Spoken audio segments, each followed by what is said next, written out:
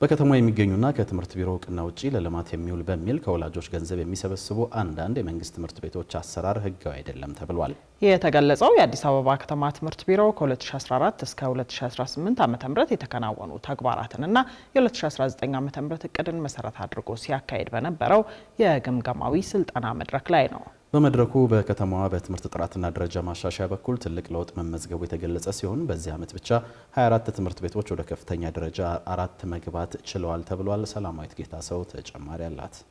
የአዲስ አበባ ከተማ ትምህርት ቢሮ ከ2014 እስከ 2018 ዓ.ም የተከናወኑ ተግባራትንና የ2019 ዓ.ም እቅድን መሰረት አድርጎ ሲያካሂድ የነበረውን ግምገማዊ ስልጠና በትናንትናው ዕለት አጠናቋል። በከተማው የሚገኙ የክፍለ ከተማና የትምህርት ቤት አመራሮች በተገኙበት በዚህ የግምገማ መድረክ ላይ የመንግስት ትምህርት ቤቶች አሉብኝ ያሏቸውን ችግሮች አንስተው ውይይት ተደርጓል።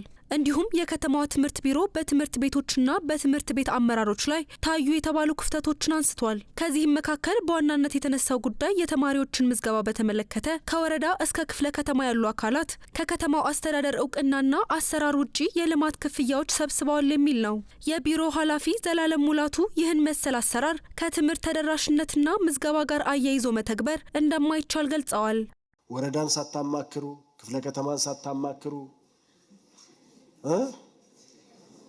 ከተማው ሳያቅ ያለ ዳይሬክሽን አካውንት ላይ on the expense of our ፖሊሲው ትምህርት ነፃና ግዴታ ነው እያለ ከተማ አስተዳደሩ ተማሪዎቻችን ከትምህርት ገበታቸው በእጦት ምክንያት በምግብ እጦት፣ በዩኒፎርም እጦት፣ በመማሪያ ቁሳቁስ እጦት ከትምህርት ገበታ አይሆኑም ተብሎ በቢሊየን ኢንቨስት እያደረገ እናንተ ደግሞ በምዝገባ ጋር እያታከካችሁ ሌላ ገንዘብ ለመሰብሰብ የትምህርት ለትውልድ አሰራር ስርዓት አለው። በሌላ አግባብ ባለድርሻ አካላትን ማሳተፍ፣ ወላጅን ማሳተፍ ይቻላል። ከትምህርት ተደራሽነትና ምዝገባ ጋር ማገናኘት ባይዘው ወንጀል ነው። ስለዚህ ወላጅ 1000 ምናምን ብር ልክፈል አልክፈል ባልከፍል ልጆቼ ትምህርት ቤት መግባት አይችሉም የሚል ጭንቀት ውስጥ በዚህ ሰዓት ላይ መክተት በጣም ኢሞራል ነው። እንደዚህ አይነት አሰራሮች እዛም እዚህም ይስተዋላሉ። ብዙ መረጃዎች አሉኝ። በሌላ በኩል በትምህርት ቤት ኃላፊዎች የተነሳው ጉዳይ ደግሞ በከተማዋ በፈረቃ መርሃ ግብር ላይ ያሉ ትምህርት ቤቶች ከፈረቃ እንዲወጡ የሚጠይቅ ነበር። ትምህርት ቢሮ በበኩሉ በከተማዋ በየዓመቱ 81000 ተማሪዎች የሚጨመሩ በመሆኑ የፈረቃ የትምህርት ስርዓትን ማስቀረት እንዳልተቻለ ተናግሯል።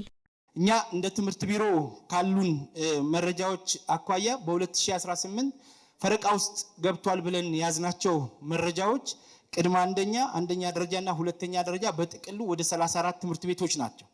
ዘንድሮ በዚህ ውስጥ በተለይ በ2018 በጀት ዓመት በከተማ ደረጃ 118 ፕሮጀክቶችን ይዘን በክፍለ ከተሞች እየተሰራ ነው። ከጊዜ ወደ ጊዜ በየዓመቱ የተማሪዎቻችን ቁጥር እየጨመረ ነው ያለው። በአመት በትንሹ 81000 ተማሪ አካባቢ የመንግስት ትምህርት ቤት ይጨምራል።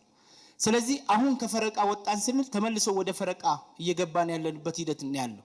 እነዚህ በፈረቃ የትምህርት ስርዓት ውስጥ ያሉ ትምህርት ቤቶችን ከፈረቃ ለማውጣትም በ2019 የትምህርት ዘመን 17 አዳዲስ ትምህርት ቤቶች ስራ እንደሚጀምሩ ምክትል ኃላፊው አንስተዋል። በዘንድሮ አመት ብቻ እንደ ከተማ G+4 24 ግንባታዎች እያጠናቀቅን ያለነው G+2 17 መጸዳጃ ቤት፣ መመገቢያ፣ እነዚህ አጠቃላይ የአጥር ስራዎች 118 ፕሮጀክቶች አሉ። በክፍለ ከተማ ደረጃ ደግሞ 79 ፕሮጀክቶች አሉ። ይሄ ሁሉ ፕሮጀክት ይሄ ሁሉ ሀብት እየወጣ ያለው ትምህርት ቤቶችን ከፈረቃ ለማውጣት ማለት። ከነዚህ ትምህርት ቤቶች አንዳንዶቹ ግንባታቸው ተጠናቆ አሁን ከፈረቃ ያወጣሉ። አሁን እነዚህን ከፈረቃ ውስጥ ያሉት ደግሞ አሁን በዚህ ከአዲስ ዓመት ሳይጀምር በፊት በርካታ ትምህርት ቤቶች ግንባታቸው ይጠናቀቃል። 17 አዳዲስ ትምህርት ቤቶችን ከፍታለን። በተጨማሪም በከተማዋ በትምህርት ጥራትና ደረጃ ማሻሻል በኩል ትልቅ ለውጥ መመዝገቡ የተገለጸ ሲሆን በዚህ ዓመት ብቻ 24 ትምህርት ቤቶች ከፍተኛ ነው የሚባለው ደረጃ 4 መግባት ችለዋል የተባለው።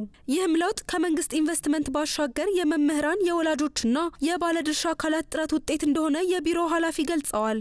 ለትውልድ ያለብንን ስብራት የጠገንበት ትምህርት ቤት ደረጃዎች እንዲሻሻሉ ዛሬ እኮ 24 ትምህርት ቤቶች ደረጃ 4 ገብተዋል። በዚህ ዓመት ብቻ ደረጃ 4 እኮ በአገር ደረጃ አልነበረም።